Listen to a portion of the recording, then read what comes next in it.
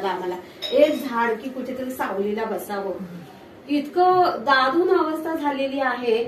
आणि जंगलाने आपल्याला दिलंय, प्रत्येक वेळेस जंगल आपल्याला देतंय. म्हणजे ह्या वाचनातून हे कळालं की इथली प्रत्येक वस्तू जंगलातून आलेली आहे.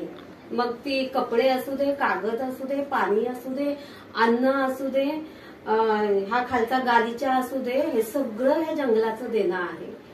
मग ह्या जंगलाशी मैत्री का करू नये, ह्या जंगलाचा अभ्यास का करू नये.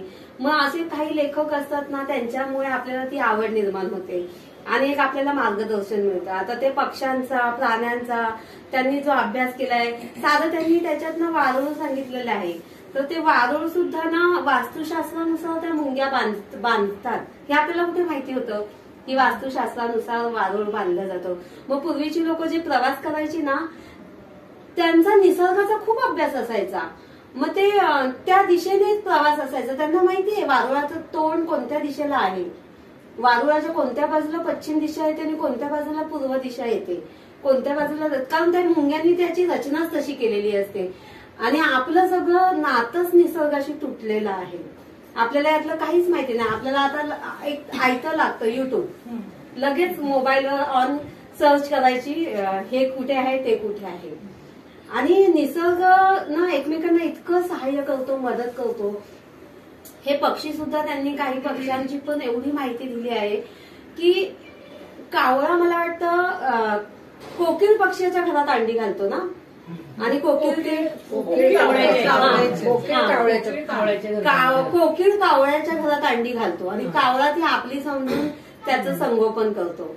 असा अजून एक पक्षी आहे की जो 7 अंडी घालतो, ती प्रत्येक वेगवेगळ्या घरट्यामध्ये घालतो ती. मग त्या पक्षाला जेव्हा ती अंडी बाहेर येतात ना, तेव्हा त्या पक्षाला कळतं की माझी 4 पिल्लं वेगळी आणि हे एकच पिल्लू वेगळं आहे, पण तरी सुद्धा तो त्याला आपलं समजून सांभाळतो. म्हणजे हे निसर्ग एकमेकांना इतकी मदत करतात. पण आपण मनुष्य इतका स्वार्थी आहे की माझी एक वाटी शेजारी गेली तर ती कधी येईल,